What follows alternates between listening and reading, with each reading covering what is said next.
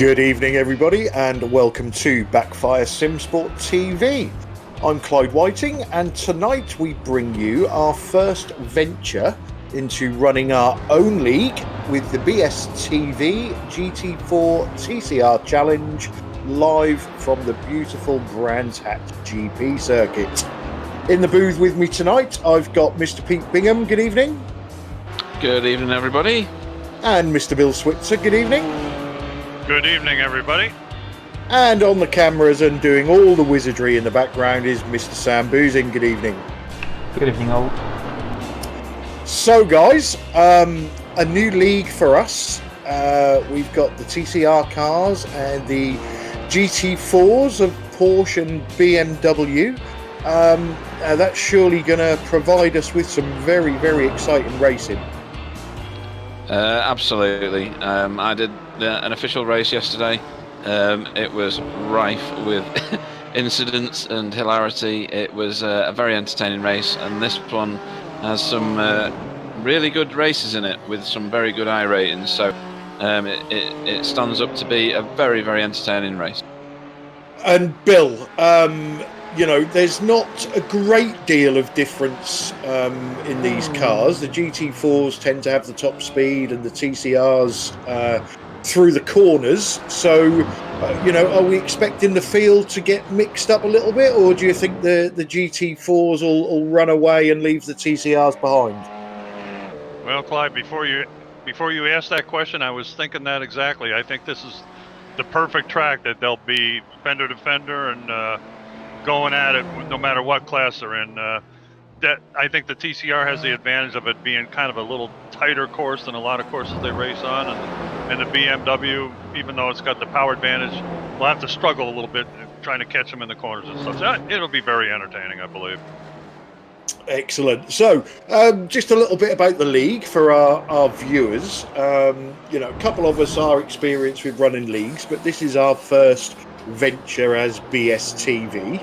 So we've got a 13-week season because iRacing are extending this season to try and get with the real world calendar. We are following the IMSA Pilote Challenge series for the schedule. So we will be on every Wednesday.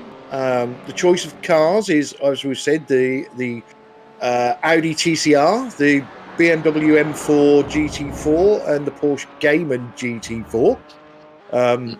Sorry, I have to call it that. I can't help it. The guys and girls, if we get any, they have a 45-minute practice session, followed by a 15-minute open qualifying session where they can do 3 qualifying laps, and then it's a 60-minute race, so a bit different to the IMSA Pilote Challenge, which are 30-minute races.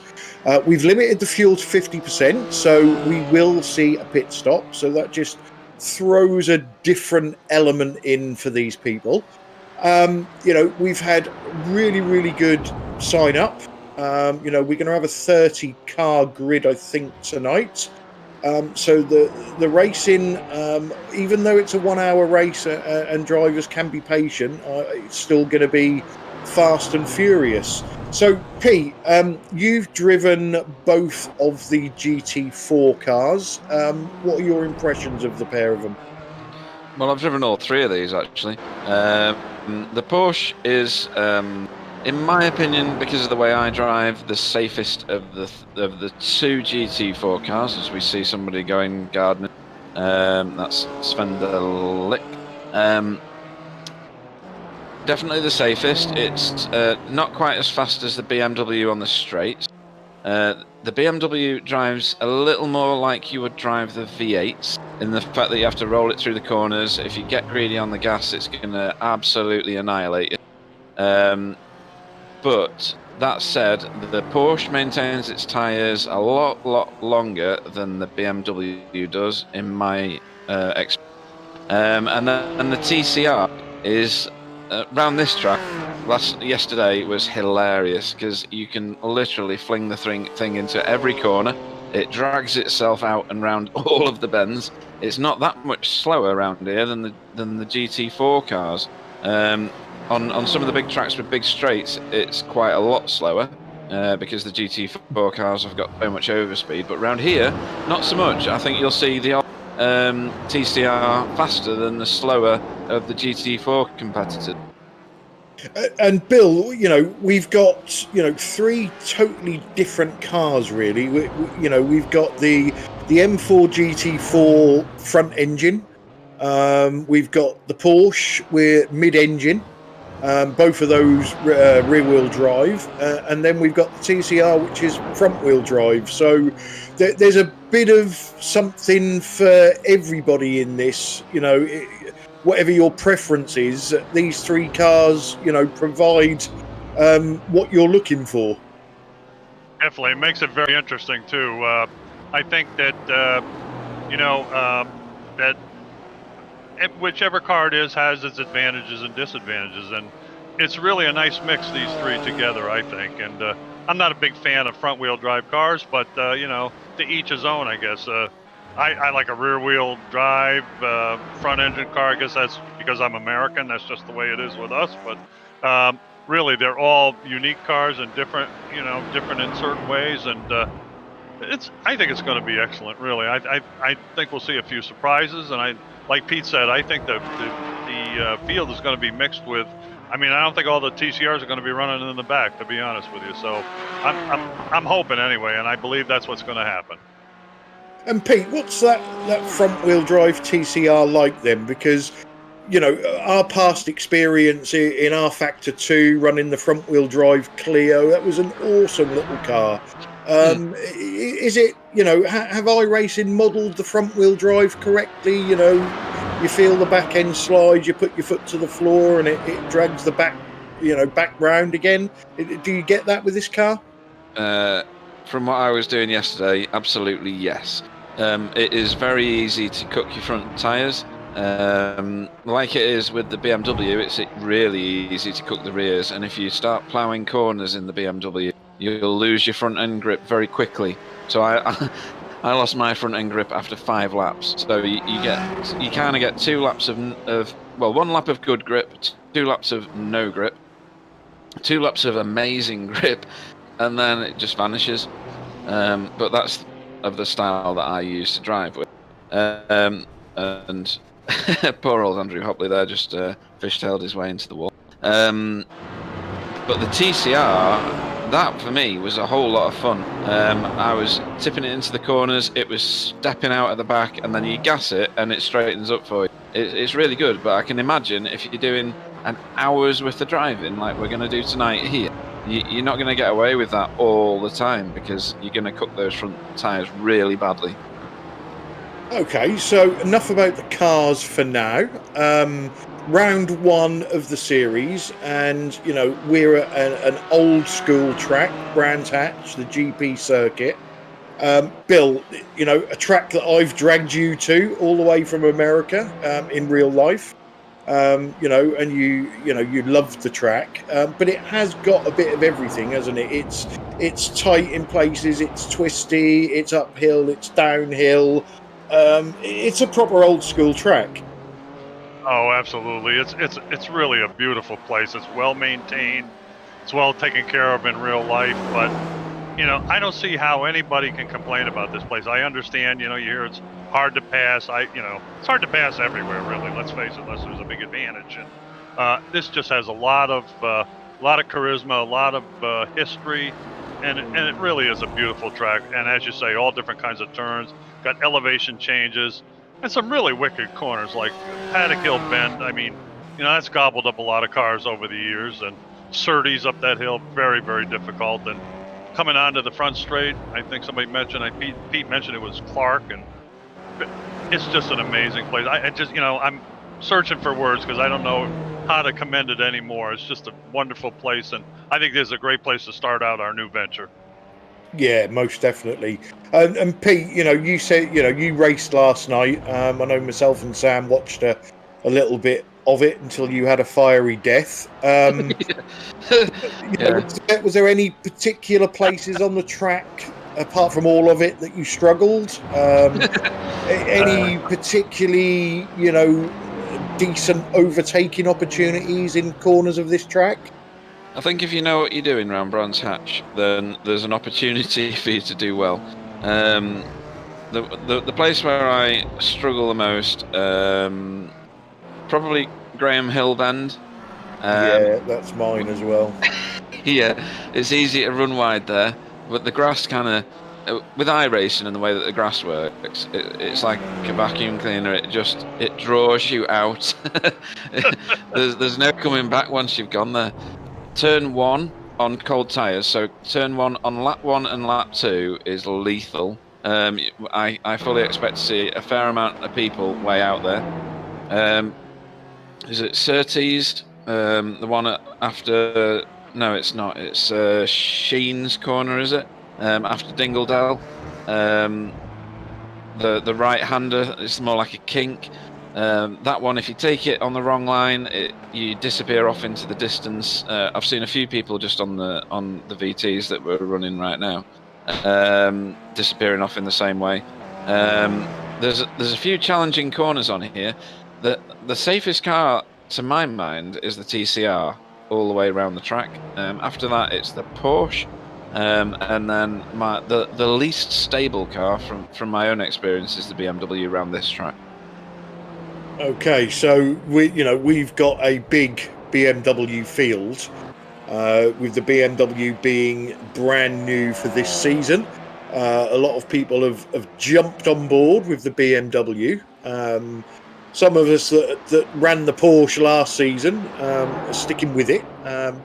But yeah, I agree with you. I've watched a couple of the races, and there seems to be I don't know if a fundamental flaw is the right way to describe it, but the BMW seems very, very able to turn its front tyres into jelly. And then it struggles. Now, that pit stop that we're going to have, and it's going to be quite a wide open pit window, that's surely going to help these BMW drivers, Pete? It depends, really. You'd almost be tempted, because the way that the tyre model seems to work is you have a lot of grip on lap 1, which generally you don't use very well because you're trying to not crash into other people. Then you end up with not a lot of grip at all as the tyres come in, and then it drops away again after about 4 or 5 laps, and then it plateaus. So you've got to gamble, really. Do you want to sit on those tyres for longer and not take tyres in the pit stop and gain a bit of time, or is it an advantage to you to go around here hell for leather with a lot of grip for a couple of laps on a new set of tyres after you've heated them up again? I don't know what the tyre strategy should be, if I'm being honest. The cars are too new, especially in that BMW. It'll be interesting to see what people do, to be honest. Yeah, Bill, tyres can mean so much, but a GT car should be able to do an hour-long race on a set of tyres. Do you think it's possible that we're going to see something like the Porsche that handles its tyres quite well not take tyres, and then the people that are mushing their BMW tyres will take a longer pit stop because they need to take tyres? It's gonna be a right mix-up, I think.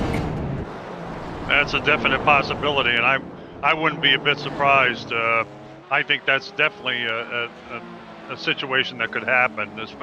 If they're chewing up tires at the rate that we're hearing, it's going to be very difficult. They'll never be able to go the whole hour without putting tires on those cars if anybody's driving them up to snuff. And as you both you gentlemen have a lot of experience in the Cayman, and you know that the tires seem to last pretty long on those. So I think it's a very good possibility that a Porsche might win this race. Yeah, I must admit, I've never had an issue with the tyres in the Porsche, but then I've never done a race longer than 30 minutes. So, even for me, that would be, unlooked at territory. I think I probably would have spent most of this week doing some practice and just seeing how long them tyres work. So we've just clicked over into our 15-minute qualifying session. And again, just for the viewers, it's open, so all the cars can come out on the track. They've got to find their own space, their own draft, and everything else. Hopefully there won't be too many squabbles in qualifying. But these guys get a warm-up lap and then 3 fast laps, and that's it. If they get an off-track, the lap is invalidated. So, you know, they need to be very, very careful on A, how they warm their tyres up, and B, when they get the tyres up to that optimum temperature, they need to do the fastest possible lap that they can do, but they've only got 3 laps to do it. So, Bill, sometimes that's a bit of a risk or reward strategy. Certainly is, and I'll tell you, I like this kind of qualifying better because this can really shake things up. You know, you don't have a clear track or whatever the situation may be, and you know, it could change the grid immensely. So, and make things interesting. It's almost like a reverse grid kind of situation in a way. So I kind of like this kind of qualifying, and yeah, we're going to hear squabbles and, you know, whatnot, but that always happens. It's not unusual, and but I think it's a better way to do it. It's going to make it very interesting. Yeah, I think that certainly makes things more interesting. And Pete, as Bill has just said there, you know, you in practice you can be the quickest car, but with only 3 laps to get it done in qualifying, if you can't get a clean bit of track, or you know, you ruin your fastest lap with an off track, we could see some jumbled up grids. We could, yeah, definitely.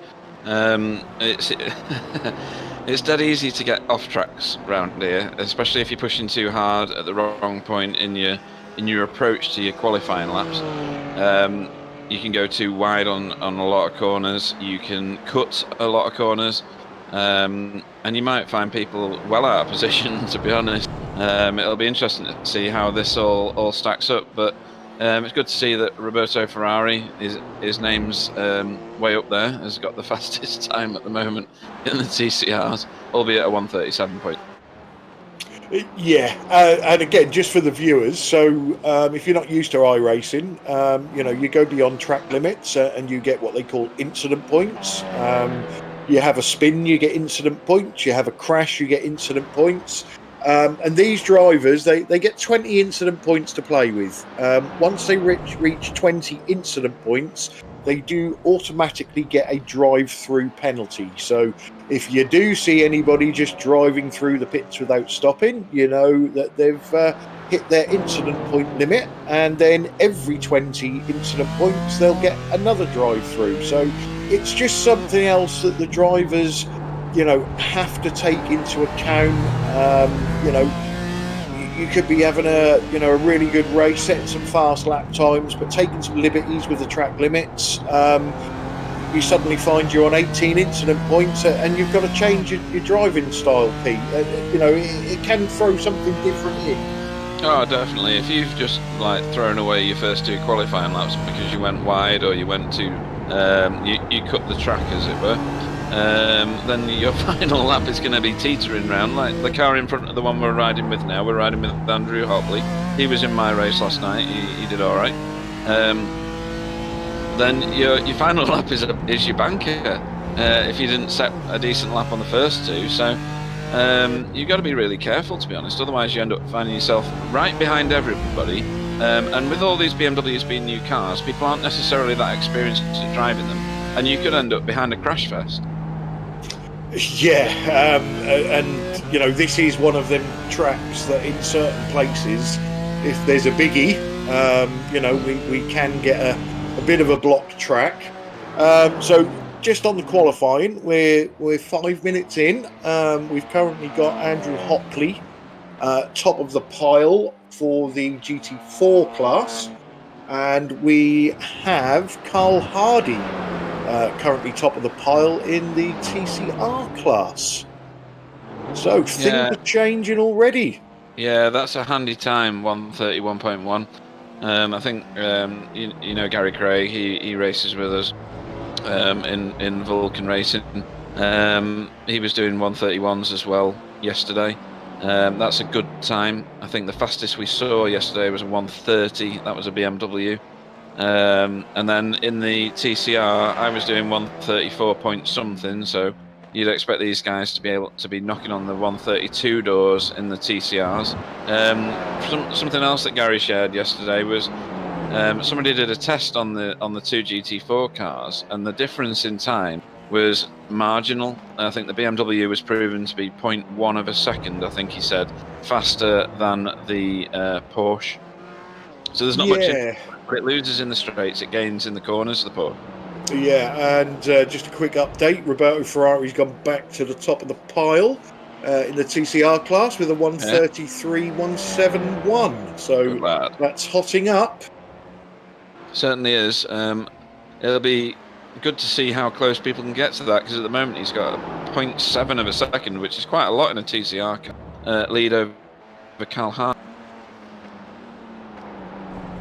It's a lot closer at the top of the GT4 class. Andrew Hopley still on a 131.1 with double R. Are we calling Roman a double R? Yeah. Double R, yes. Double R. So he's 0.4 of a second behind on a 131.545. And these are good times, these. Yeah, and there's TCR cars faster than the some of the GT4s, and again, it's all about lap management and getting a gap to the car in the front and not getting held up by somebody slower. It gives these drivers a lot more to think about rather than just going flat out and seeing how quick we can go. Yeah, we have 8 people in the 131 bracket. That's really good. Yeah, it's quite a tight field, isn't it, Bill? Certainly is. And really they'll only cool. get... Sorry, go on. Even looking down to like place, 18 or 19, 131 to 133, and some of those are TCR cars. That is really good to think of, when you think about it. And you have to remember, this is an open practice session. People can be held up, it happens. So it's going to be darn interesting, I'll tell you. Yep, absolutely. And possibly a tactic might have been to sit in the pits for a little while.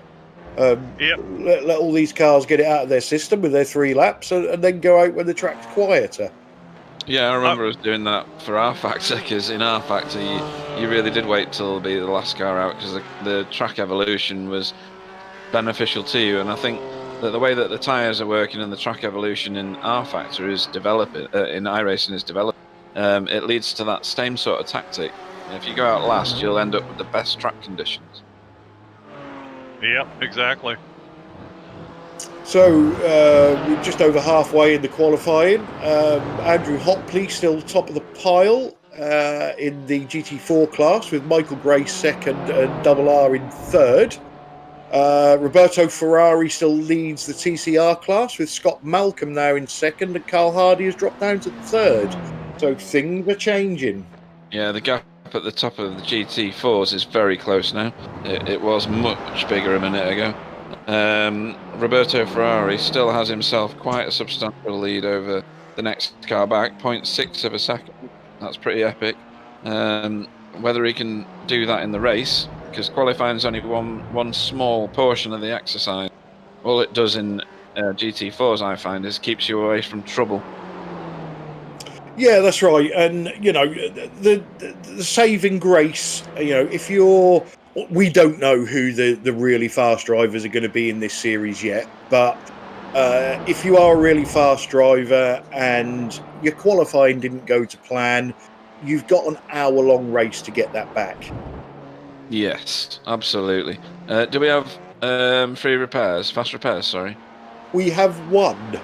Right, so for the viewers that have never experienced that before, you do get a fast repair. You get to pit your car if you've got damage and have an instant fix, so no time spent repairing the car. You can put tyres on it, you can fuel it, and no time will be given to the repair of the vehicle, but only one.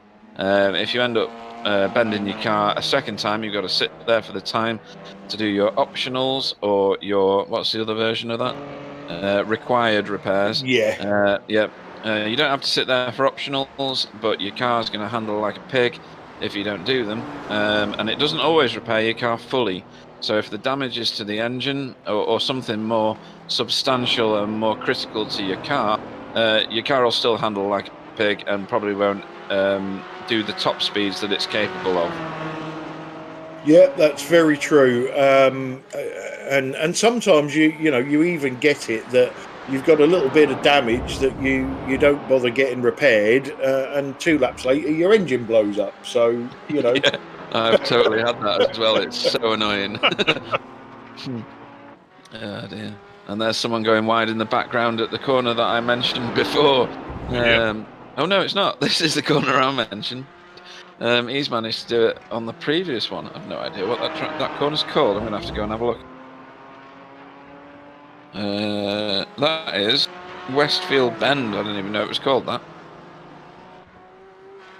That's the Oh, one where you neither come did I. down the hill kind of quickly, right? To the Yeah, right. into Dingledell, yeah, and you get all the wonderful G-force of diving down into that, the dip at the bottom of that, and then climb up the hill to Jeans. Yeah, That is one of those corners Here in we are now. world motorsport that when you get it right, it feels amazing. Yeah, and when you're in a car going through it as well, you have to reach out, grab your stomach, and put it back where it belonged. Okay, quick update. With 3 minutes left, we've still got Andrew Hopley top of the GT4s. Michael Gray still in seconds, but Kip Stevens has got himself up into 3rd position. In the TCR class, Roberto Ferrari is still up there, but Carl Hardy has got ahead of Scott Malcolm again. So there's still guys changing positions there. I just seen Simon Field has come out of the pit. He was one of the really fast guys in the practice session. Yeah, I think there's a question on Discord at the moment as well, Clyde, about, I thought it was 3 laps.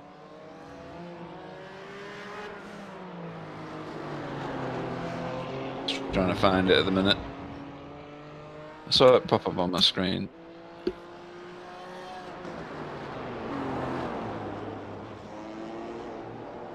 I see Kip Stevens is running under the XVR banner. I didn't realize he raced for them.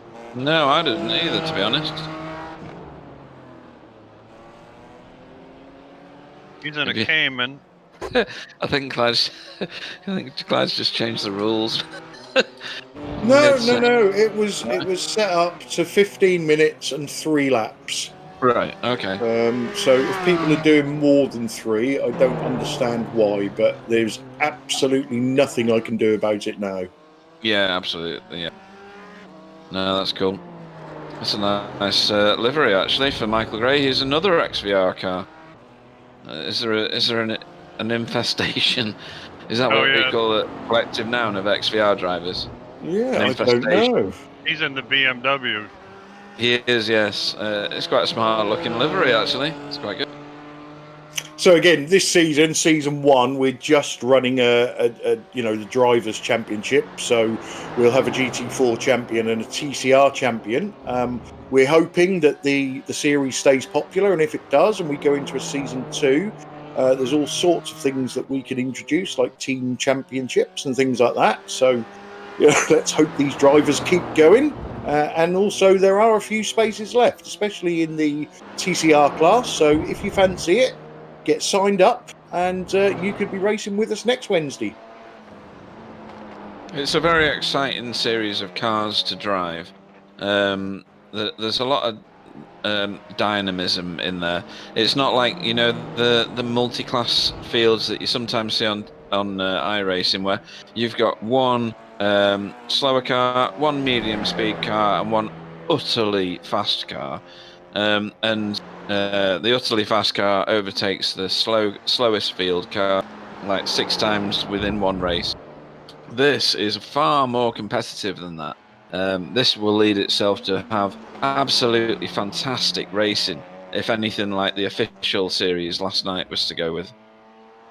Yeah, and before the BMW came along, myself and Pete did the IMSA Pilote Challenge last season in the Porsche. And yes, there were some first lap heroes, but some of the racing was awesome. It was real door-to-door stuff. It was almost like TCR racing in the UK, and that's like phenomenal, isn't it? If only we could have rain. That's all I can say. We can do darkness. You were? We can do darkness, but I not think rain. we need to do a darkness race. I think we do. It'd be hilarious. I'll tell you, I guess I'm the odd guy compared to most people, but I like to see competitive racing. I don't care if they're going super fast or not. It doesn't matter to me that much. I mean, you know, the difference between 120 and 145 is visually hard to tell the difference, really. So I think this is going to be excellent. I think, and as Pete said, going to be super competitive. It is. What you've got to remember is these people in here now can't lose safety rating in a private league, so that you'll be able to see them driving as competitively as they can be, and that adds a new level. So when people are wondering why do you do private leagues, it's for that reason. iRacing, if you have a bad race, you lose a lot of I rating and you lose a lot of safety rating, and people drive reservedly as a result of that, and rightly so. In here, I'm not saying that people are going to drive recklessly. They're going to want to be seen to be very professional drivers, but they can drive to their limits here, and that's a different aspect completely. Yeah, and the good thing about league racing is you're racing against the same people week in, week out, and you get to know what people are like, who you can take liberties with, and who you can't. Yeah, it is fascinating driving in a league. We've driven in the Racetech V8 League for many years now, and the people in that league trust each other. They race door to door with one another, millimeters apart. It's fascinating racing, and I think we'll get to that with this league. And in most cases, you have a lot of respect too, and that's really important. Right, Absolutely. guys, before we get this race underway, do you want to run us through our starting grid? I shall start you off, certainly. In the GT4, in first place, Andrew Hopley. In second, Michael Gray. In third, Kip Stevens. In fourth, Double R, Roman Ratto.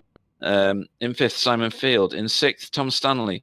In seventh, Stuart Dick. In eighth, Ant Woodward. In ninth, Craig Cameron.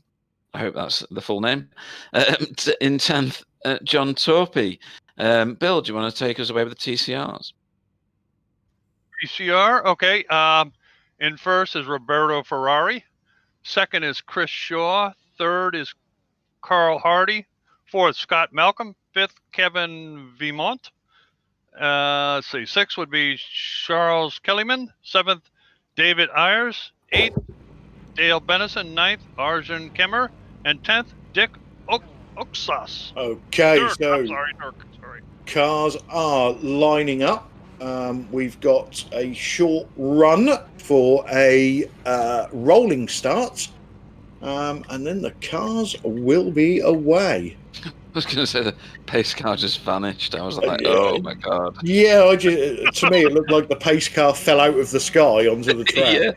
Yeah, it was funny. So this is a massive field. This is a huge field. Look at that. Is there a car missing there? I didn't see one, but... No. Okay.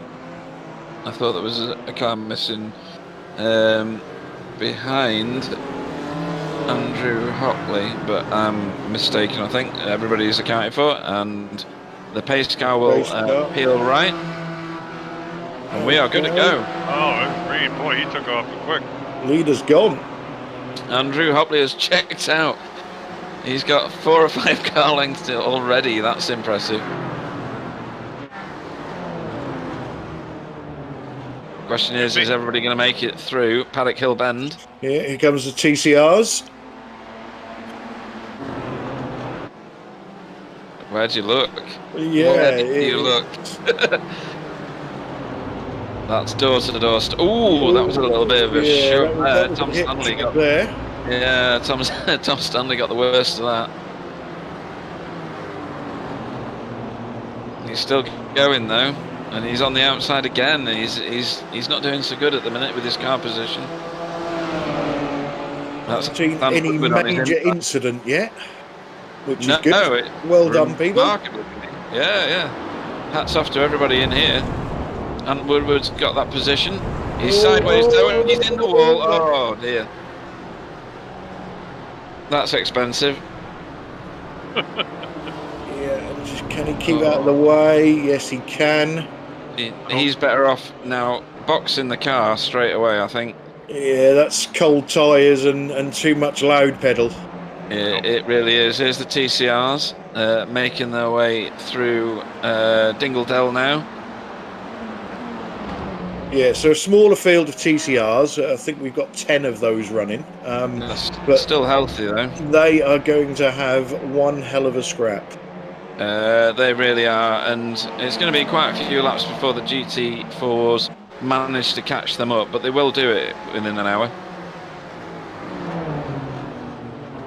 Too wide into Paddock Hill Bend doesn't normally go. That Porsche there, whoever that is going to struggle to keep his position.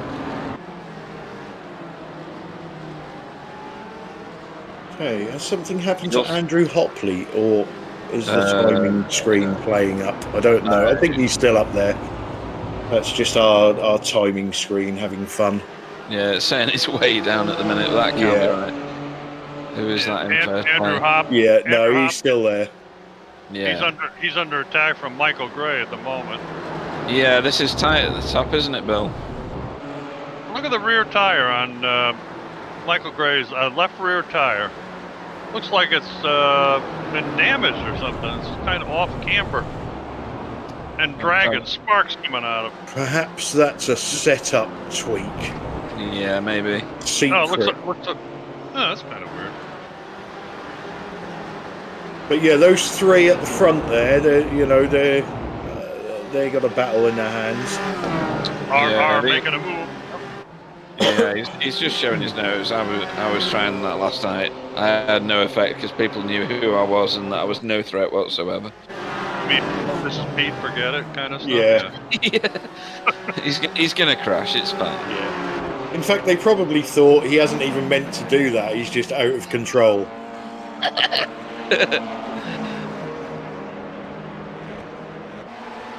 Right, here we go. Is that the TCR battle for the lead? It's not, is it? That's second place, right? That is Carl Hardy going past. No, that's just a Porsche that he's gone past. Yeah, but the fight is between that's Carl Hardy and Chris Shaw, I believe. Yeah. Because the leader, Roberto Ferrari, is a little ways further on and beyond another of the GT4s. This is what I mentioned earlier on. A really good TCR driver can be ahead of the GT4s quite easily in this league, and in this field of cars. It's going to be quite an exciting series, to be honest, in terms of how far up the TCRs. Yeah, and the annoying thing as a GT4 driver is once you get a TCR car in front of you, even though you've got that pace advantage, you can't always get back past them. They're so quick through the corners. Yeah, and the car's quite wide as well, which is really frustrating. So, and where it positions itself when you go through corners, the GT4 wants to accelerate where the TCR is still turning, and it really upsets your momentum. So it's going to be a fascinating league all the way through, to be honest. You know, the course that Roberto Ferrari was ahead of Steve Richardson has gotten by him, and the only place he passed him was coming down the hill out of Surtees, that long straight. That's how he got back by. Yeah, and a big shout out to Mike Frost, who's allowed himself to be known on the YouTube chat.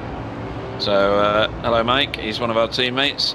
He drives a V8. I don't know whether he's going to drive anything else this season, but good to see you watching, Mike.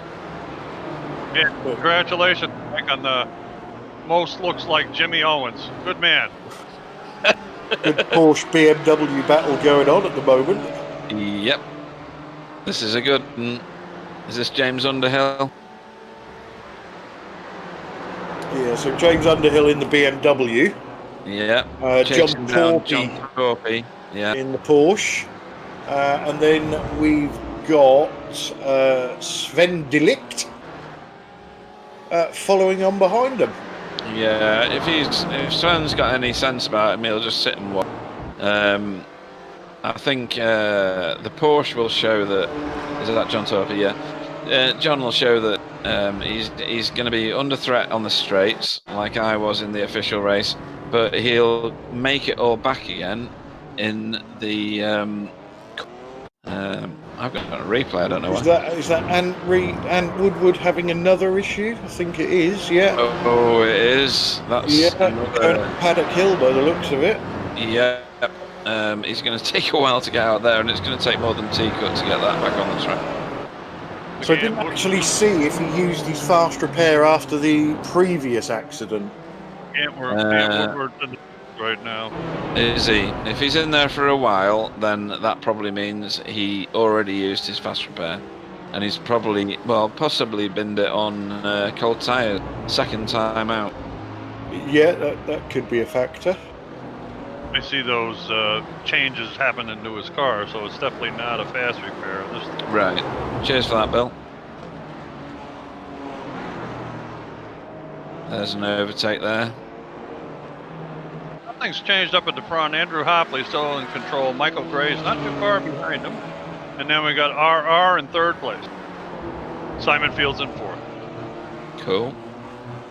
So Michael Gray holds the fastest lap so far at 1:31.4, which in my mind is it's a really good qualifying lap. I mean, that is a good lap. Yeah, that's just sensational, really. And just thinking forwards a little bit.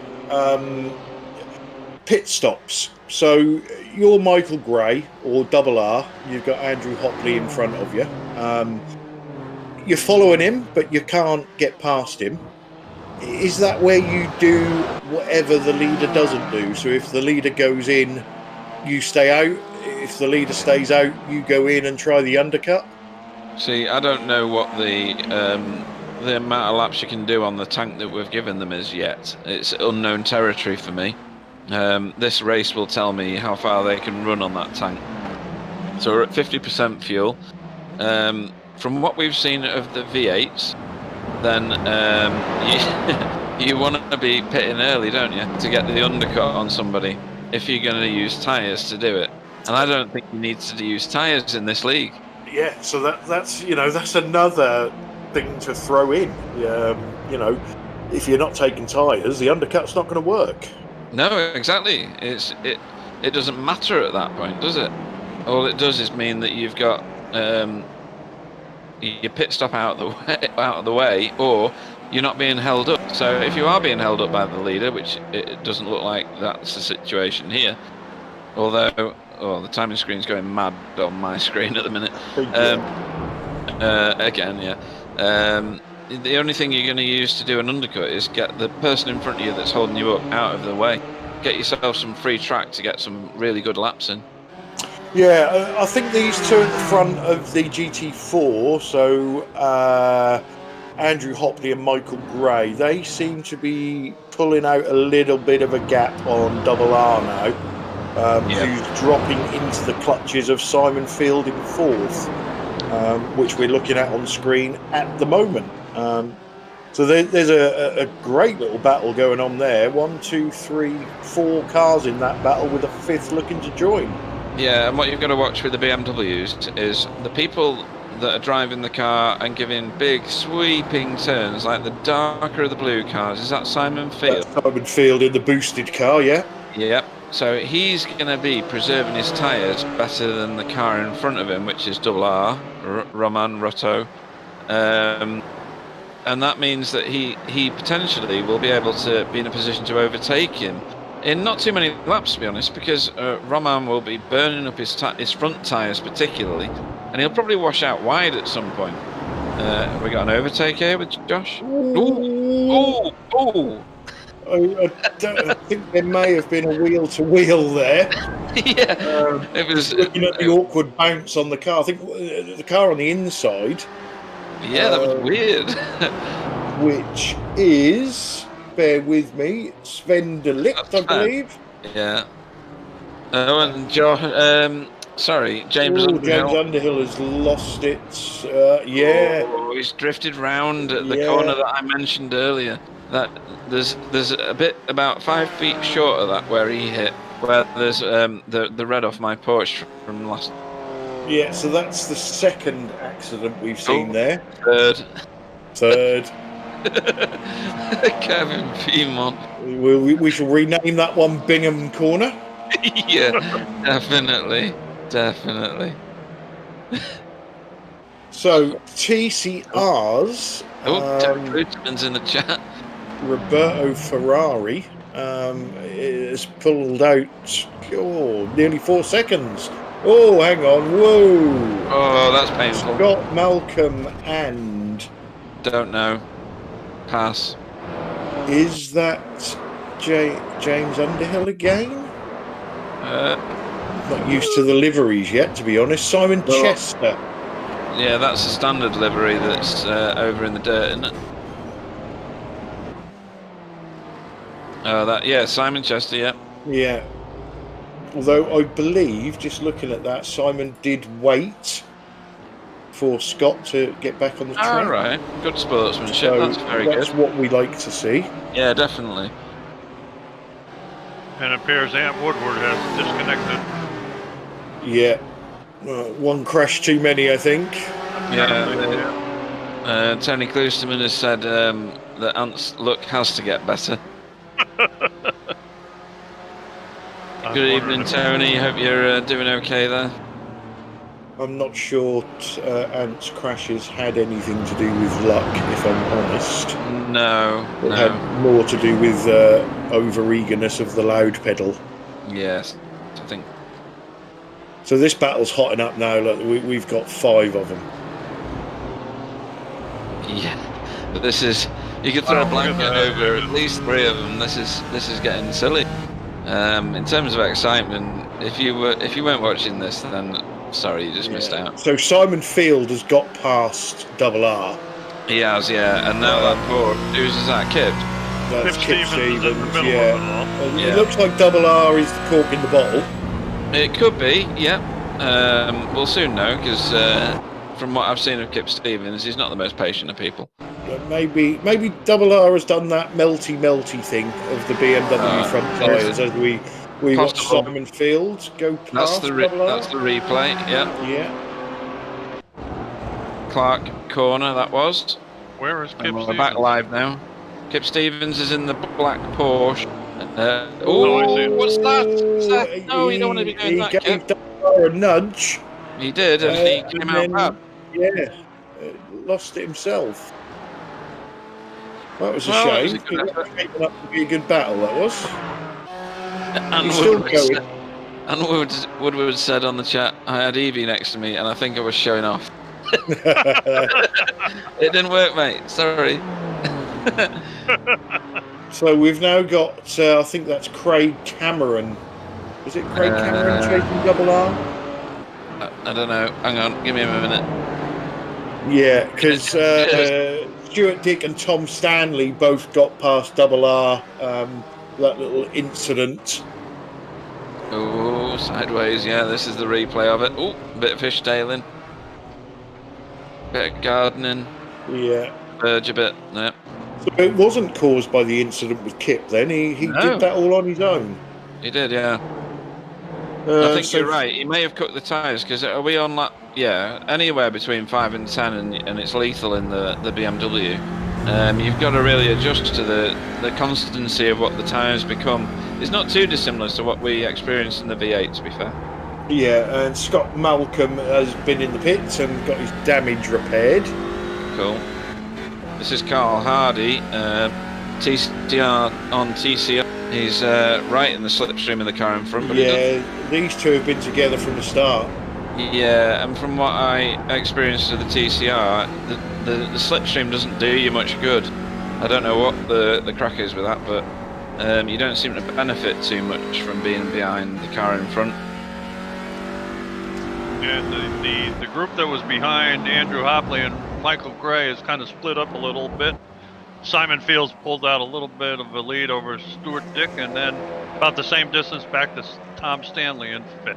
Yeah, now Simon's got past RR. It'll be interesting to see if he can close that gap on Michael Gray. Apparently, Evie wasn't impressed with Ant's performance. which Mike Frost found very funny. Well, Ant, give that little cutie a hug for me, okay, bud? So I'm starting to get interested now on what these guys are going to do with their pit stop strategies. I don't know when that'll start, to be honest. How far into this race are we exactly? Well, we are just over 16 minutes in. Yeah, just over. Oh, that was a good overtake. Robert Venn doing door to door. Yeah. And that's Andy Perks. Yeah. Yeah. And Perks, because he couldn't be bothered to type his name properly. Because he couldn't spell his own name. Oh, he's going to regret telling us that, isn't he? Yeah, he is. Yeah, that one might go on for the rest of the season. He clearly doesn't know us. That sort of stuff sticks. So this is Joe McDonald with James Underhill after he had his little spin. Martin Baumann damage on the front. To be honest, I think, and I don't know enough to prove this, but almost the slower you go in the BMW, the better you finish, because you can cook the front tyres so fast. You're talking from experience there, Pete. Totally right. That's a very strange line in the Druids. Okay, so we've got a message on the chat. Go Dad. So be interesting to know whose dad is racing in this. Yeah, it's very strange.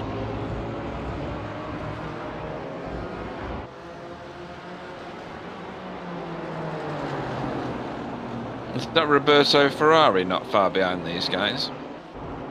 It is as well. Yeah, that's the lead TCR car. He's well up with the backfield of the GT4. Yeah, GT4 was just looking to go past him again. I think James Underhill is seriously affected by that damage.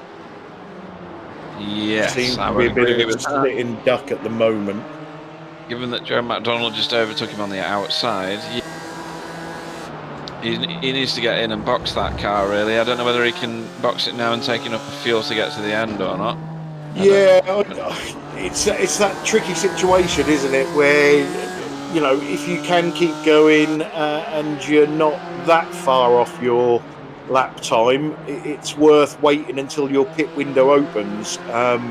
And I think James, because of the damage on his car, he will pit as soon as the window opens, so that will give us a good indication on what the pit window is going to be.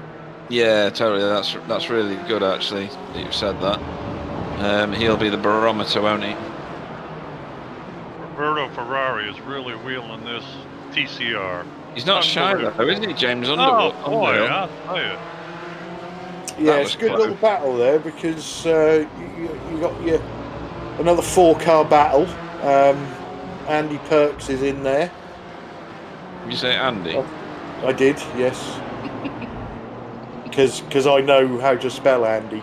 And I think that's Martin Bowerman in there as well. Yeah, he's about to do James Underhill and his lack of aerodynamics. Yeah, it looks like James is down on top end, doesn't it? Yeah, you want to box that car now. Seems to live. I don't. I'm not so sure, Pete. If it's still drivable, get to that fuel window.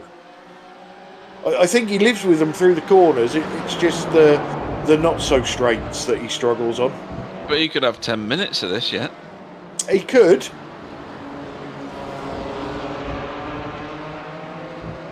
That Porsche is going to have him as soon as he gets into the tight section. Oh, he's going to have him now. No, he's not. The trouble is, if he pits too soon for his fast repair, he's then going to have to pit again for fuel. Oh no, absolutely. I understand that. The sooner he can calculate whatever that window is, the better, right? Yeah. But he is losing position. Lots of them. But you're right. He doesn't want to pit twice for a stop and squirt and the repairs that he's got on his current car. And also, I'm not so sure what the tow is like round this track. You don't get a great deal. No, but whatever there is might be helping him to keep a little bit of speed. Right, I see what you mean. Yeah. He could be a lot slower if he was on his own, Yeah. and then it might be worth, taking that double pit. Yeah, you get a bit of toe down. Obviously, this straight, and I can't remember what the hell this is called. It does have a name. It'll come to me in a minute. I should have. No, Brabham's the start finish straight. This is eidetic memory fails me. Pilgrim's Drop, or it's Pilgrims, one of the two. But anyway, you do get some toe down there. You get some on the back straight before you get to the turn before the one we've just seen. So that's Roberto Ferrari is on the back of this pack now. He is, yeah. And this is what I was referring to. A good TCR driver is a match for the lower end of the GT4 driver. Yeah, and this is going to make Andy Perks, impatient to get past James Underhill, because he doesn't want that TCR to go past him. Well, it looks like Andy Perks got a punch in the nose too. The front of that car is dented in. Really? Right. Okay. That won't be helping his aerodynamics for a start. Right in the middle. Yep, right front in the middle. Right. Oh yes, it is. Eagle eyes there, Bill. And it's a heck of a bump too. It is.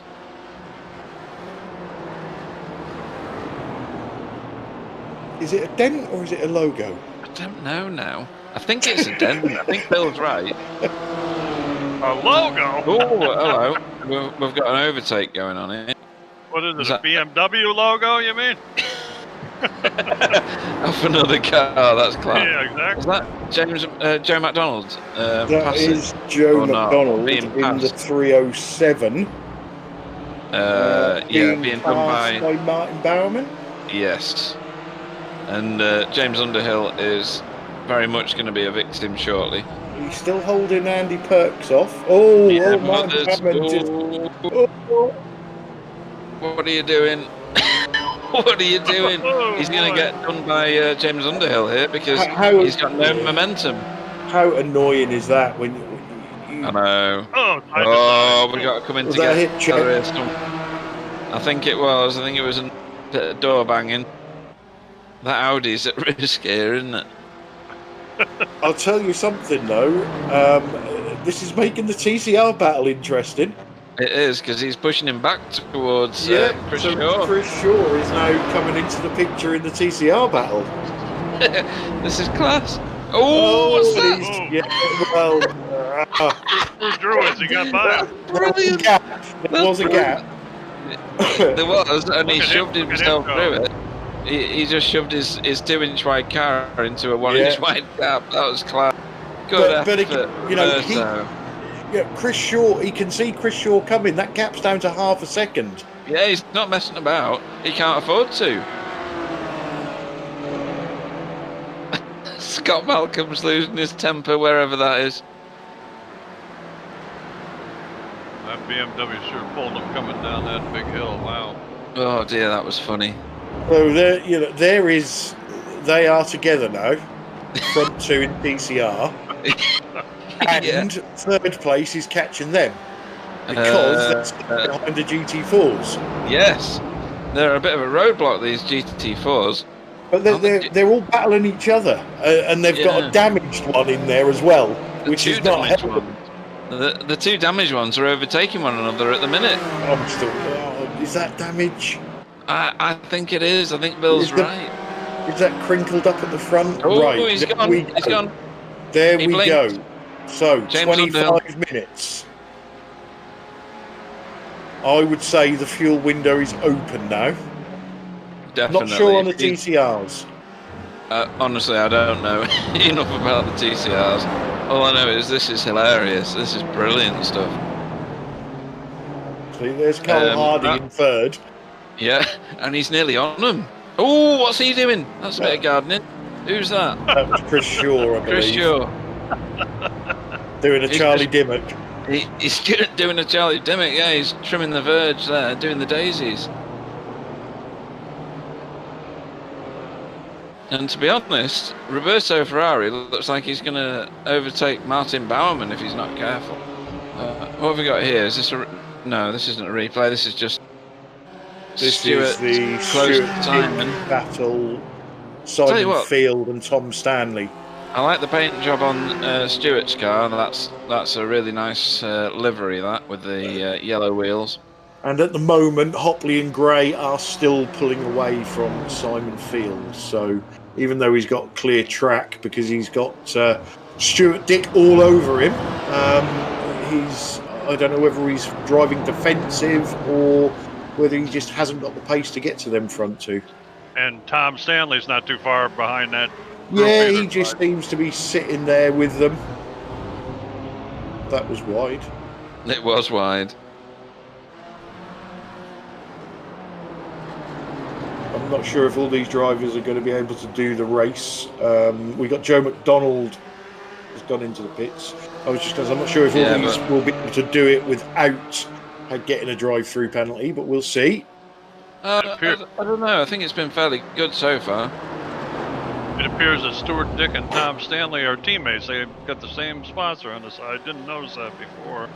You got Trading Paints active, Bill? Ansometric or something is the name of the company, or people, or whatever. Have you got Trading Paints active? Because they look ridiculously different to me. It's just the sponsors that are the same thing. Oh, right. Oh, yeah. All right, I'll shut up. No, that's okay. Yeah, I was about to swear at myself then. I refrained. No, they're not the same paint job. I should have probably said that. But... I don't read words. I didn't get a degree just to read words. Well, I was going to ask you how you got your 5 degrees without reading. Look at that! Wow, that was a pretty good move by Stuart Dick trying to get by Simon Field.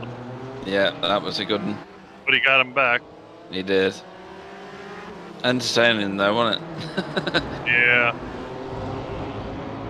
I'll tell you, Clyde can attest to this. That Paddock Hill bend, you know, when you stand there in real life at the top of that hill and look down, that's a heck of a drop down there. It doesn't look like it on the film. It's massive, isn't it? Oh my God! It's like you fell off. Ben Nevis.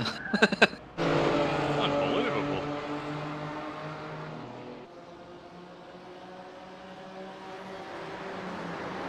So I believe Roberto Ferrari has pitted. Carl Hardy has pitted. Yep. Carl Shaw must have pitted. Roberto Ferrari's back out. I'm going to go and find some water because I didn't expect to be talking this much, so 1 minute.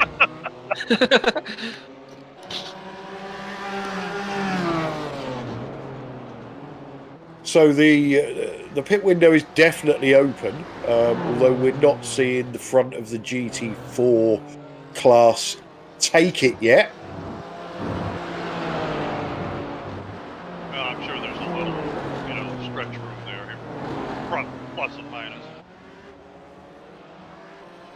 But, we're halfway through the race now. I think if I was Michael Gray, I would be going in this time if Andrew Hopley doesn't.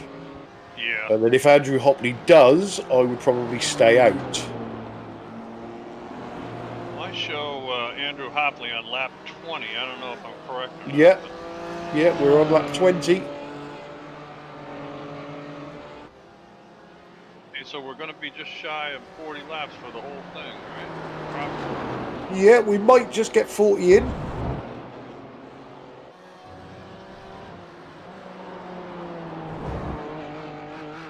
Well, Andrew Hopley's pretty much been in command so far. Yeah, he's eked out almost 2 seconds. Although I've seen that gap drop down to 1.5 as I said it. Well, I think probably Michael Gray may have used up a little of his tires trying to stay with him and looking left and right, figuring how he could get by and stuff like that. So that might be the difference right there.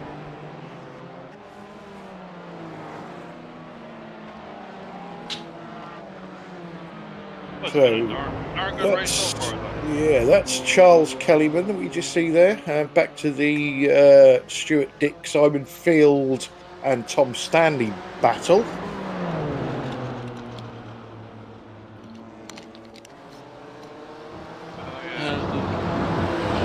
So as things are shaking out now, I'm going to throw my hat in the ring and make a really bold prediction. Yeah, go on then. I think both classes are going to get won by a German car. That's terrible guesswork, seeing as all the cars are German. I won't be wrong though, will I? No. So where are we now? So Andrew Hopley, Michael Gray. I don't think any of those top ones in the GT4s have pitted yet. No. From the way that the timing screens work for SDK, I can't tell how far away from the back of the TCR league they are. But we are over halfway now because we're at 32 minutes. So you'd expect to see a lot of people pitting at the minute. So I will put. Yeah, I was going to say I'll put my track map on, but it won't work. So yeah, mine's not working. I could have answered that question, but never mind. So we have got. So Kevin Veermont did take over the lead of TCR. He's pitted, which has left David Ayres in the lead. Yep. Roberto Ferrari now up to second. Obviously, he'll take over first place again once David pits. Which I think he has done. I'm not sure though. Yeah, and I'm not sure Kevin Veermont was pitted either. I think that was just a glitch.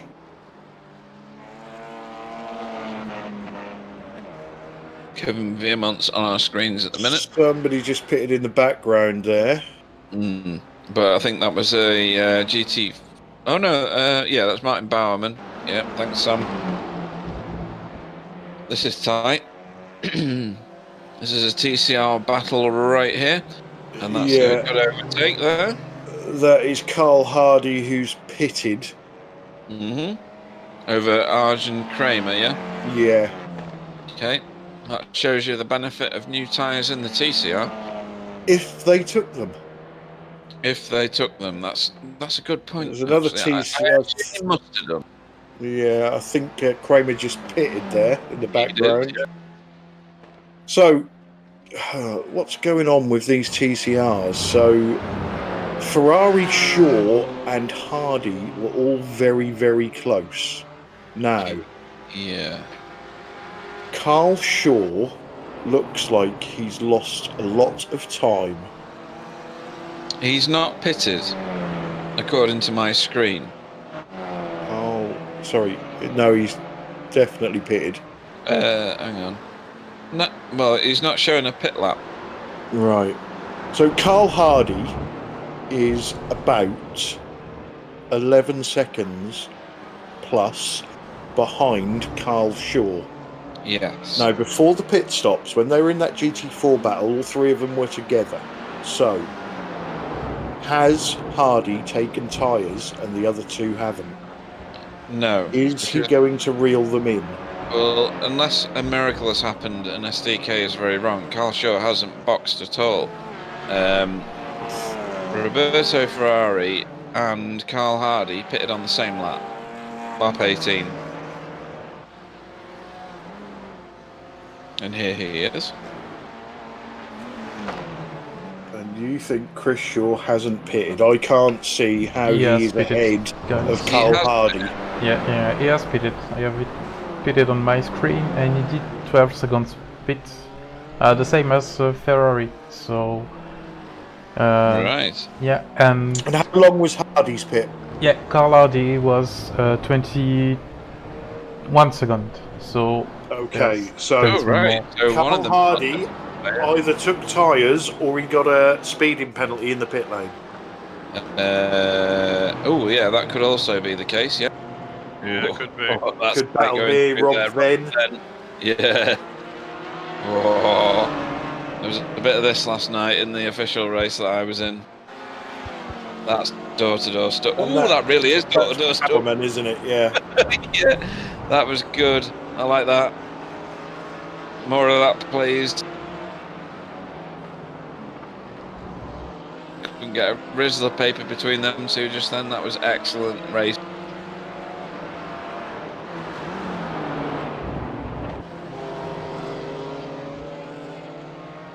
So Vermont and Ayres continue to lead the TCR, but they haven't pitted yet.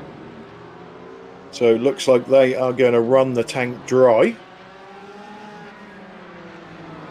They're going to be in trouble because Roberto Ferrari is not that far behind them, really. No, that's true. When they pit, they're going to drop really quite far back. I mean, Roberto's coming down toward Druids, and Vimat's into Surtees, so yeah, I don't know. It's not a lot of distance. No, it's not. Although running the tank dry, not taking tyres, shortens the pit stop. Oh, they might do that, yeah. Yeah, true. This is an interesting situation here with Josh Rayfield. Yeah, I think Stevens is chasing down. just looking at the start of the session, I think Josh was having all sorts of connection issues. Right. He seems to be on the back of this XVR car in front of him. Yeah, I think that's Kip. Yeah. So Hopley and Gray have not stopped yet either, have they? I don't believe any of those top ones have with GT4s. Top 6, I don't Top think. 7, I think. 7, yeah.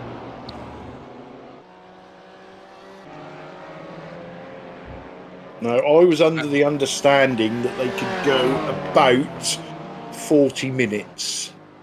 Right, so we might not see anything for us. Well, no, we'll see something very shortly then. Yeah, Yeah, they must be getting close. Yep. Are they waiting for the first person that blinks, do you think? Well, yeah, so I said to Bill when you went to get a drink, I think if I was Michael Gray, seeing Andrew Hopley stay out, I would have pitted. Yeah, And just I agree done with something that. different. It may have made the gap worse, but, you know, you've got 8 seconds to the guy in third. Yeah. So, you know, try it. If you come second by 5 seconds and he doubles his advantage, at least you tried. And do you put tyres on when you do box it or not? Well, you only know that from being in the car, don't you? From what people say about the BMW, from what we said at the start of the race, the way it melts its front tyres, you would say yes. But, you know, these guys are not mugs. They would have done testing. They will know whether they have to or not. Yeah, it's a tricky one, isn't it? Yeah, I say if you haven't got the pace to beat that person, you have to try something with a pit stop and do something different. Exactly what you said. What's this? Oh, all right, we're just lapping him. Yeah, it's a TCR getting right out of the way. Yeah. I agree with what you said, Clyde. I don't think you have any advantage pitting the same time as the guy that's ahead of you right at this No, you're just going to come out with the same gap if you both do the same thing. gain anything.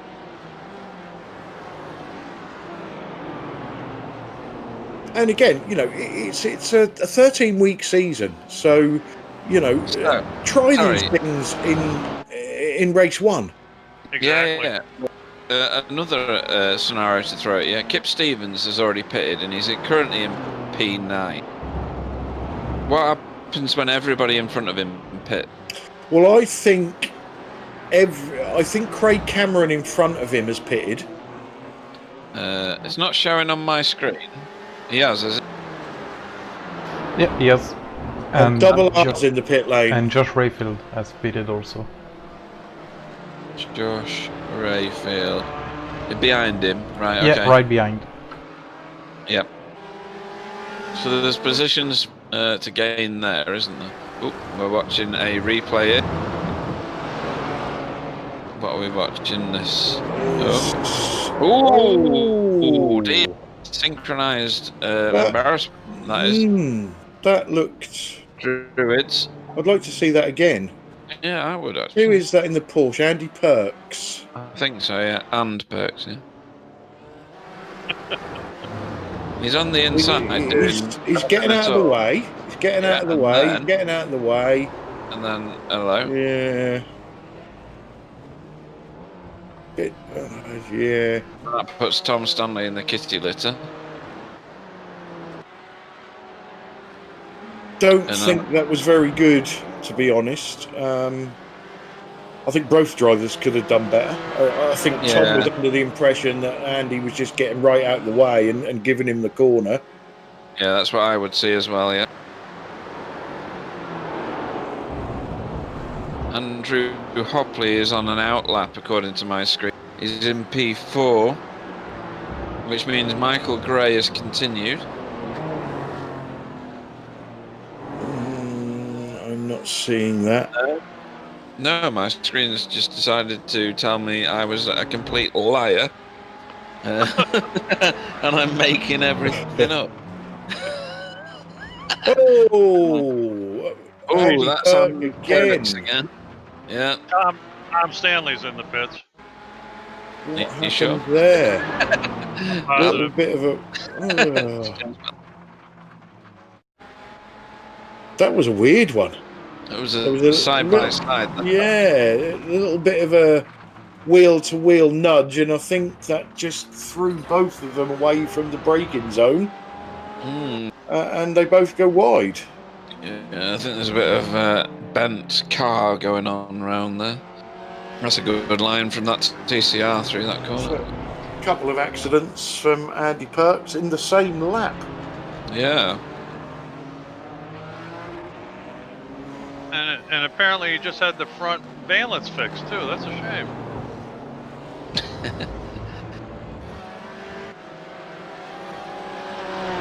So that's Craig Cameron.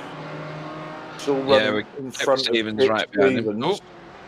Michael Gray, race leader. Michael Gray. Oh, second place. Second place. So did Hopley stay out? I think he did, didn't he? Looks like he did. Yeah, he's still out. Yeah, he's going around Druids. Now you would think that Hopley would pit this time, just in case. Yeah, Michael Gray. Yeah, you would cover that, wouldn't you? Yeah. Kip Stevens is putting all sorts of pressure on Craig Cameron. He is. He's basically in the boot of the car in front of him. Okay, Michael Gray is back That's out. a very slow car. Porsche, they're getting out of the way. Yeah, very slowly though. Yeah. So Kip Stevens and Craig Cameron, recovering positions from their early pit stops. Oh, what are you doing there? That could have ended in tears. He's got down the inside though. Yeah, Kip Stevens. Get it done now. There's no grip on the outside there. Nope, not a single bit of it. And I believe that's Josh Rayfield. Yes. To the back of that, and then double R behind that. Yeah. That shows the agility of the Porsche going through those turns, doesn't it? Because I expect these people... Oh, right. Andrew Hopley into the pits. Yeah, he's in the pits. So let's keep an eye on Michael Gray. And on Simon Field, because if he puts in a particularly fast lap, then... Simon Field hasn't pitted yet. No, I don't think he has. He is our new race leader. And he was about 8 seconds behind. Michael Gray's coming down rapid straight now. Hopley's out, isn't he? He's Paddock Hill, yep. Yes, he is. Yeah, so there's our leader. Yeah. Well, he's not at the minute. Simon Field is our new leader, at least for one lap. He must be running on fumes. Yeah, he might be coughing round by the time he gets to pit lane. As must be Kevin Vermont. And as I say that, he entered the pit lane. Yeah. which should give the lead back to Roberto Ferrari, who's got about 3.5 seconds over Chris Shaw. He does, and he's just coming through Clark Corner now. Crosses the start-finish line and regains the lead of the TCR.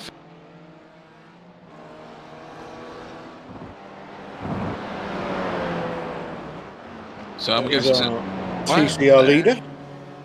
My timing screen's gone bonkers. It says that Simon Field is out, but he's not Simon, really. Oh, he's entered the pit. Yeah. Yep. Sorry, Bill. Okay. So that will put Andrew Hopley back in the lead of the GT4 class. And Michael Gray's behind him.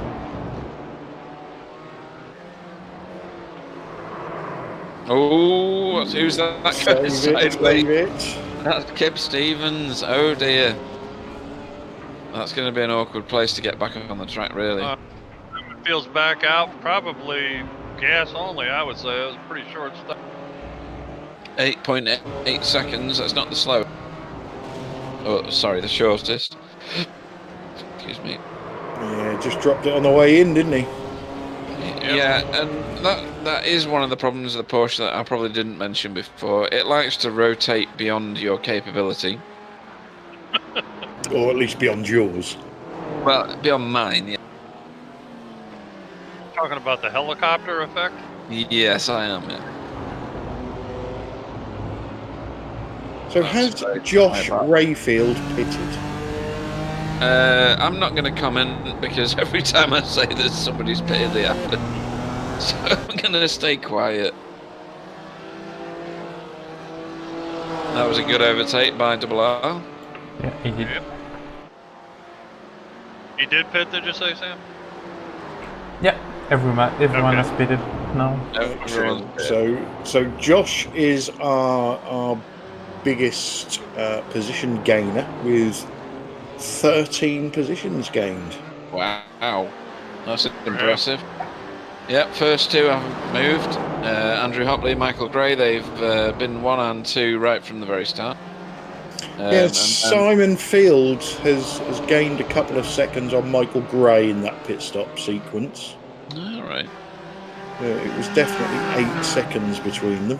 He has, but he spent 3 seconds less in the pit. Yeah. And that's where I think that gain has come from. Probably running the tank drier and then not filling up his... Here we go, Double R under the inside. That's a really good overtake if he can hold that. And the other guy doesn't come back at him. Yeah, That's he's just got back up the Rayfield. inside though, hasn't he? He's going to take that back. Yeah. And then you might get another... Oh, this is the last battle. Dear me. Dear. Great driving by them effort two. by Double. And he might again. Yeah, you see him take that wide line and try and do the cutback. Yeah, and that's the beauty of your Brands Hatch, because the corners are so close together. You don't know what the resolution is until you get to the next straight, which is Pilgrim's, which is where we are now, funnily enough. And that means that Double R has secured that. Yeah, and this is getting Tom Stanley interested as well with these two battling. Yeah, he's only just behind him. Apologies to the leaders, but there are some classic battles going on at the moment. If you're 6 seconds ahead, then expect not to get on the cameras. It's as simple as... Tom Stanley's definitely getting interested. He's right on this, isn't he? He is. I'm wondering if this is tyres versus no tyres. Could be. Hang on. No, I don't know when Josh pitted last.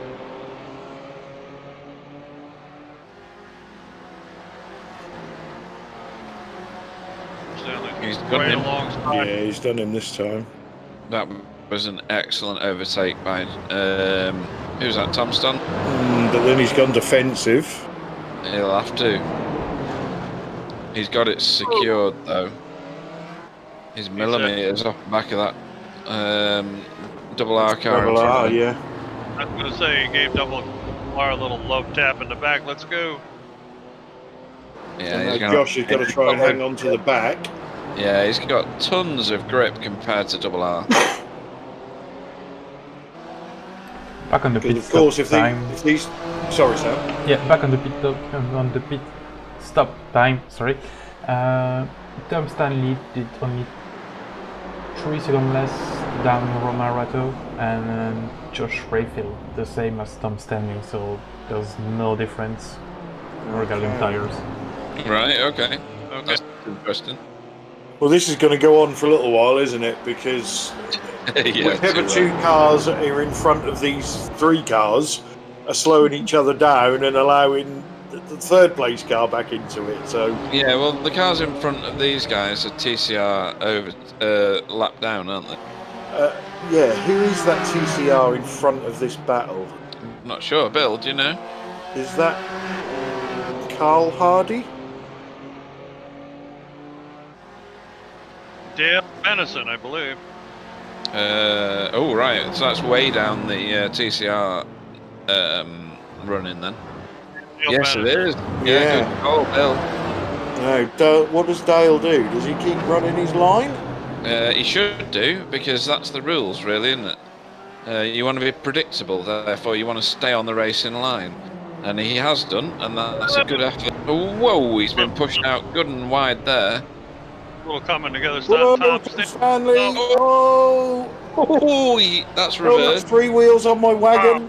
Oh, and he's got a wheel hanging off. I don't think Oh, Oh no, it's back. It's reattached. Oh, dear. Oh, this is so fun. This is class. There was definitely a wheel rolling towards us. Definitely, yeah. There's Sven. Overtaking John Torpey, I think. Yeah, that was, yeah. Yeah. And that's what the BMW overspeed does for you. And then the Porsche will come back because he's good around the corners. There you go. And that's an exact, perfect example of the Porsche round the corners versus the BMW on the straights. So thank you very much, you two. You've just explained everything for us. Yeah, mid-engine definitely has a advantage in cornering for sure. Yeah, but the BMW will be on him by the time he gets to the end of the straight. Oh, hang on. Oh, That's just a replay, yeah. of the carnage. How did Tom Stanley end up getting away with that? Yeah, and Josh Rayfield was the innocent bystander. He was, yeah. That was class. So, yeah. Still Lane O'Connor on the chat. Bill Switzer for president was his first one. Oh no, Go XVR was his first one, but Bill Switzer for president was his second. And then Kip just failed his trial, apparently. Oh dear, that's so funny. Oh dear. Good old Lane. Why isn't Lane racing? He drives TCR. Yeah. He's too tight to pay a tenner. Lane's a professional TCR driver. He's a pensioner. I am too. No. Okay, so there's our leader. He's got a 6-second lead with a little over 5 minutes to go in the race. He's certainly taking command of this race. I'll tell you. Andrew Hopley's car has damage. Right front? I don't know. Where you look? Left front, Left front. I think. Or is he not? I don't know. Oh dear. Like it does, So- yeah. Put a better camera on the front of that car, will you? Yeah, it looks like a bit of damage on the front. Yeah, that's what I thought. Where's he got that from? No, it's not. It's just a paint job. Yeah, I can't see damage on that. No. I think the black in the front looks like damage, but there's no. Yeah. It does. It's caught me out. Sorry. I got everybody all excited.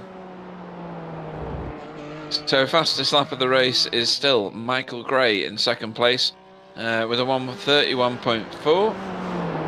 Actually, I shouldn't say that. 131.435 because Simon Field also has a 131.4, but his is 463. You know, Sorry, go on. I think what makes that car look damaged, sorry to interrupt you, but I'm looking at the front.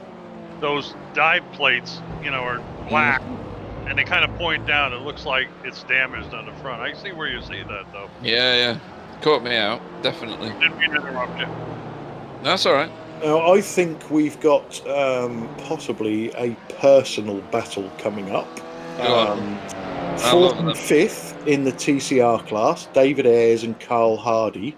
Yeah. I believe those two work together. How would you even know that? I know lots of things. And they're also very local to me. They're probably about 10 miles down the road. So we're watching David Ayres at the minute. They look like they're in the same livery. Yeah, I think they may be teammates, workmates. This is going to end many tears. Yeah, very soon to be track mates.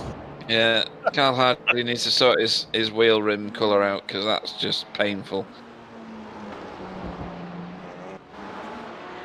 And apparently David Evers is the devil. He's got 666 number. Yep.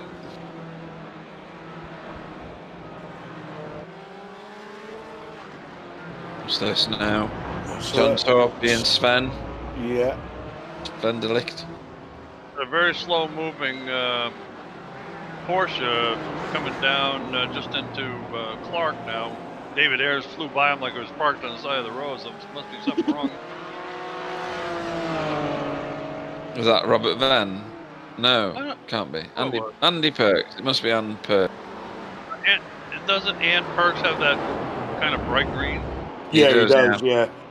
That wasn't him. It was kind of a almost looked like Luftwaffe green or something. I don't know what color. Okay. So watch out for that one. Luftwaffe green, is that an official colour? It is now. Coined by Bill Barbecue Switzer. Yeah. Oh dear. Here's Sven tracking down John Torpy with a TCR, one of the TCRs that we were just talking about, I think. See the David Ayres or Carl Hardy. I think that's David Ayres catching up to the back of that, yeah. Yeah. And is that Kevin Veermont in the red, or the predominantly red? No, he's in the blue one. He's in the blue. The red is the back marker.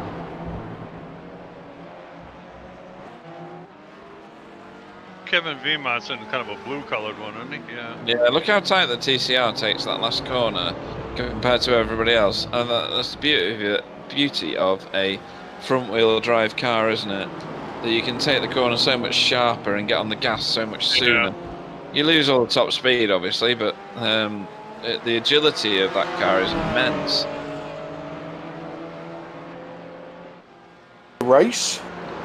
That went very quick. It sure certainly did. It's been really exciting, though, I tell you. So we currently got... that Porsche is well wide. Oh dear. He's never going to recover from that. John Torpy. John Torpy, yeah. With maybe 2 laps to go, maybe less, has binned it. Too far out on the wide there, on the fastest. Yeah, you see the dust come up, didn't you? Yep. And that's a big hit, that. And he's really set down. Just pulled off. Yep. Oh no, he didn't still reset. There. He's rolling backwards down the hill. You've got to worry about that, right?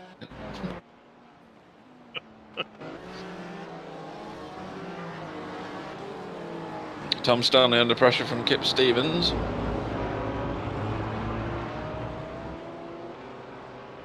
They're giving Tom Stanley fits. Yeah. Oh, and that's... Oh, is that contact or was that just good driving? Robbins Racing. Robbins Racing. Good defensive line from Tom Stanley. Obviously positions are points and points make prizes, so he wants to keep himself ahead. We're into Kip Stevens territory right now. Yep. This is the checkered flag. Yeah. So Andrew Hopley comes home first, Michael Gray second. Simon Field in third, and shortly to be followed by Stuart Dick in fourth. Craig Cameron will cross the line in fifth unless something bad happens. Kip's trying everything. Tom's Yeah. got that inside line. Yeah. Double R in sixth, Tom Stanley in seventh, Kip Stevens in eighth, Josh Rayfield in ninth, Sven de Ligt in 10th. Yes, I think. It's hard to tell. But Andrew Hopley closed that out. And then TCRs. Here we go. Roberto Ferrari takes the checkered flag for the TCR League. What a performance. Wow, that was a good job. Absolutely dominant. Excellent run for Roberto. Yeah, Chris Shaw in second.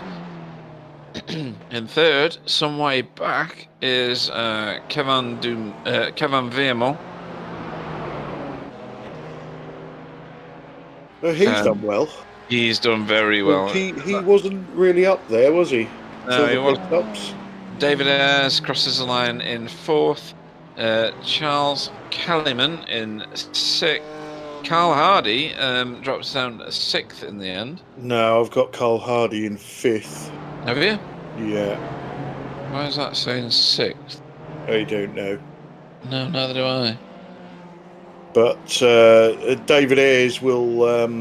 I think Charles Kellyman had yeah. At work tomorrow. He certainly will. Yeah. Well, that's everybody finished. That was a fantastic race, guys. It was. Battles all through.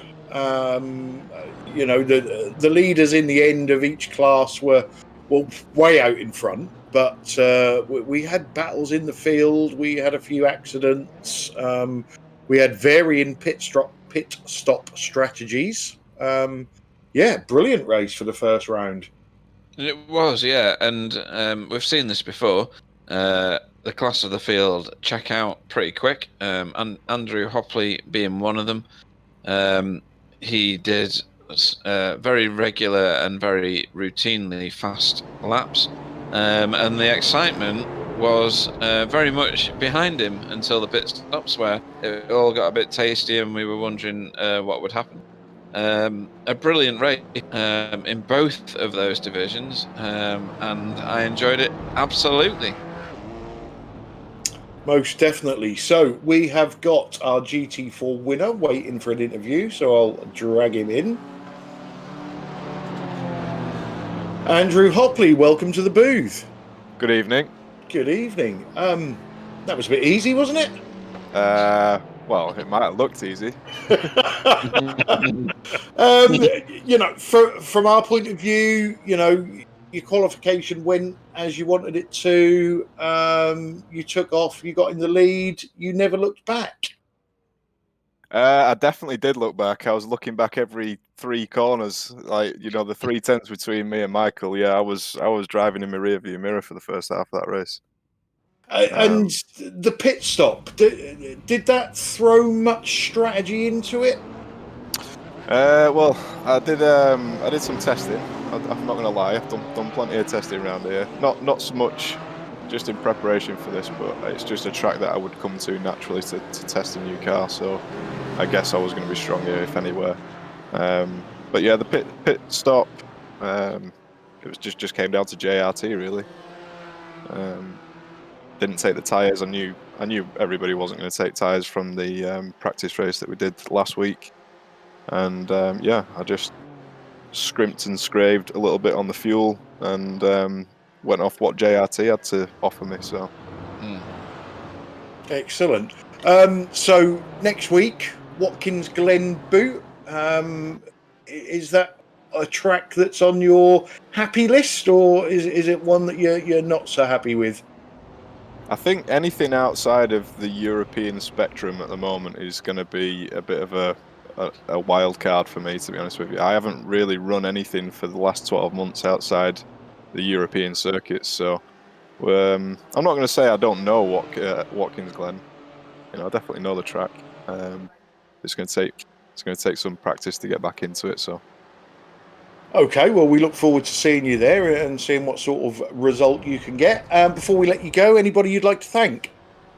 I would actually like to thank all the lads that were in blue flag situations tonight. Were absolutely superb.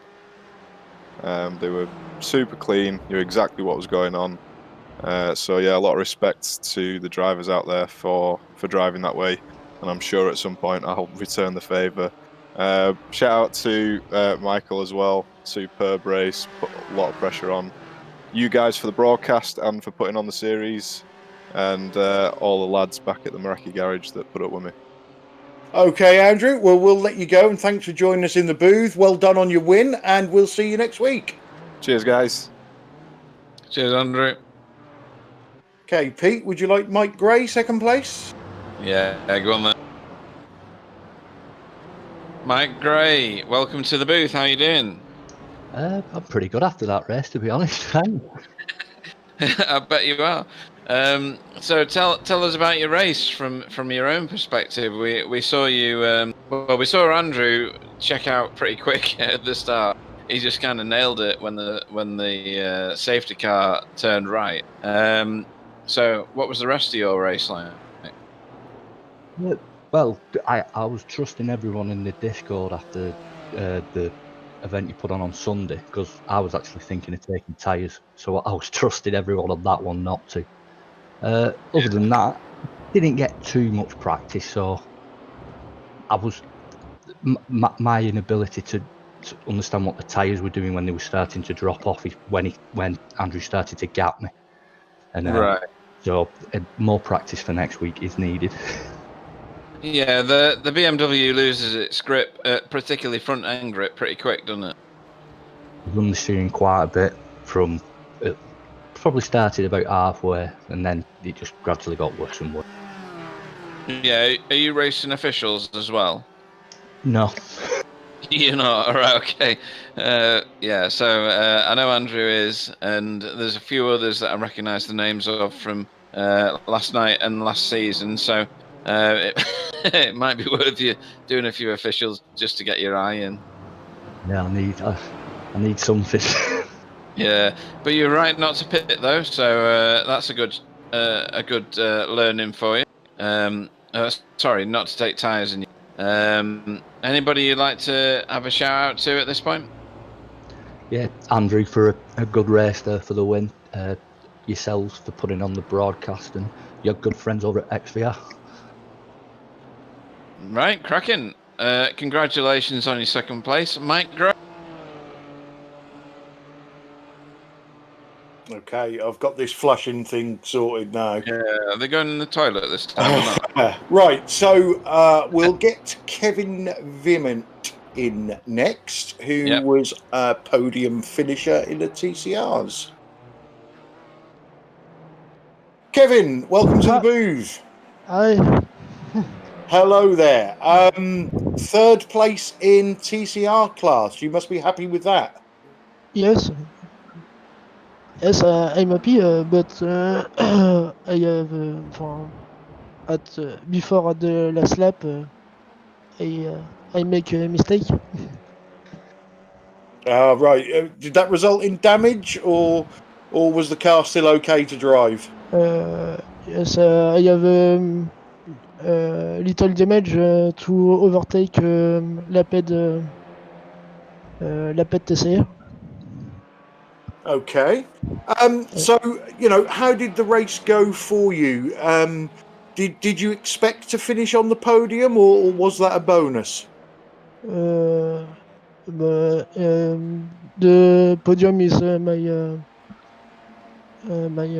objective, my target. Okay. And Roberto Ferrari, who won the TCR class, Yes. was very, very quick. What's it going to take for you to get to his pace? I don't understand the question. Okay. So Roberto is faster than you. Yes. how are you going to catch him up? Yes, Roberto is more faster than me, but the over TCR at over TCR battle with first lap, and Roberto go to the lead. Okay, so before we let you go, Kevin, is there anybody you'd like to thank? Sorry, I don't understand. Okay, do you want to say thank you to your Yeah. teammates or anybody? Yes. Yeah. Okay, then, Kevin, we'll let you go, and we'll see you next week at Watkins Glen. Thank you. Thank you, Kevin. Okay, so we've got one more interview coming up. It I is love it. Double R. Double we'll R, give him Roman. some meat. Bonjour, Romain. Hello guys. Ça va? Oui, ça va. Yeah, excellent. So, exciting race for you. 6th place overall. Lots and lots of activity around you, and you were in the thick of the fight for most of it. How was the race for you? The race was really difficult. I hope the top 10. It's okay, but in my head I hope the top 5. And when I qualifying P4, I wanted to catch my place and win more places during the race. But I do mistakes in lap 3 or 4, and it was necessary to come back in the top 10 and after in the top 6. Okay, you are very, very fast in the BMW. Have you driven the Porsche as well? No, I don't drive the Porsche. I don't like the feeling with the drives with the Cayman. But the BMW was really great and really smooth driving, and I'm more exciting with the BMW. Okay, and the drivers in front of you obviously finished ahead of you. What do you need to do in order to get closer to them or be? Yeah, it was necessary to work for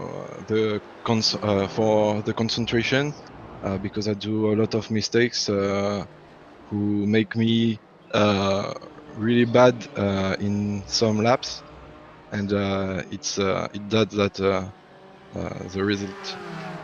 It's the result with the Craig Cameron, and he's really fast. Mm-hmm. Donc, it's not a problem. I'm happy. I'm happy to. Yeah, no, that's good. So congratulations on your P6. Is there anybody you'd like to thank at this point for your 6th place position? Yeah, I want to thank my family and my partners, Kinos Pro and Nuage, for all, and I want to wear in the last week for next round. Yeah, and you do realise that you're going to be called Double R for a long time. Yeah, no problem. Double So R23, it's not a problem. Hey, okay. So, congratulations, Roman. We'll see you next time round. Yeah, thanks to the officer. Thank you. Yeah, see you next time. Oh, first time flush.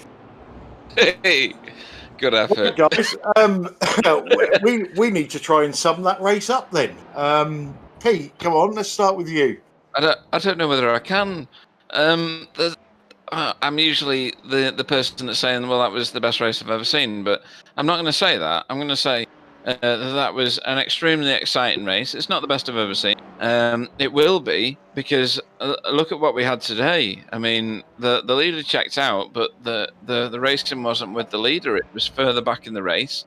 It was just brilliant. I loved it. It was great to commentate on. Yeah, and you know, as our winner Andrew Hopley said, you know, he checked out round Brands Hatch, but he's predominantly run UK tracks, and immediately we go to an American track next week. So, we're hoping it's not one of those series where the same person wins every race.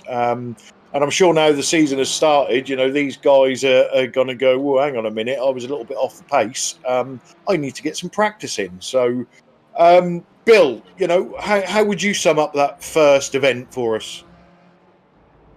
I think it was excellent.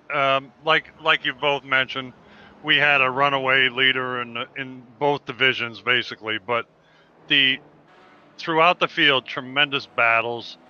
Nice passing, respectful driving. We had a few little, jaunts here and there, but it was great. And I think we're going to have a lot of, I think we've only seen the tip of the iceberg. We're going to have more people, come on that couldn't make it this week, and and it's going to be terrific.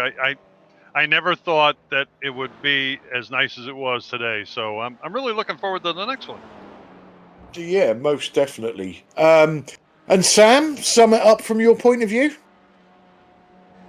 Yeah, that was a brilliant race from almost all of the drivers. Not much incidents, a few ones that we saw, but overall it was a good race. Andrew said it's not the best outside of UK, but in the test race at Sebring he was pretty good, so we'll see next week, but I think he will still in the top guys. Yeah, I think he might be putting up the sandbags there. From my point of view, you know, when you start a new league, you're worried about the class of driver that you might get. You know, you're worried that the first race is going to be carnage, and then people decide that they're not going to race anymore because it was too messy. But I thought the racing was very clean. Andrew again, said how well the back markers did. There was battles, there was runaway leaders, there was a bit of everything, and then next week we go to Watkins Glen, which is another fantastic track, and let's see if everything gets turned around and we get some new winners, or whether these guys are as quick as we think up the front. So yeah, on the whole, I thought that was an awesome first race for the series. I hope the drivers enjoyed it. A few of them are already on Discord commenting that they have enjoyed it. I hope our viewers enjoyed it. And, hopefully this league will go strength to strength. I suppose you agree, guys? Absolutely. Most definitely. Okay, well, in that case, we've got nobody else left to interview, so we will close our first broadcast in this league.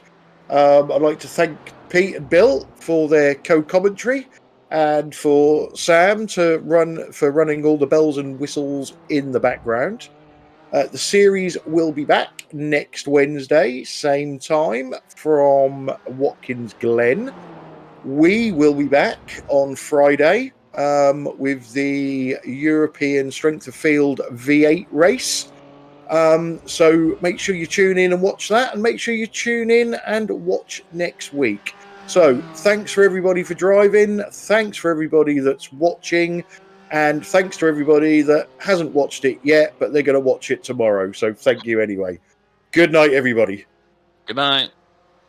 Good night. Yeah, good night. Thanks, Clyde.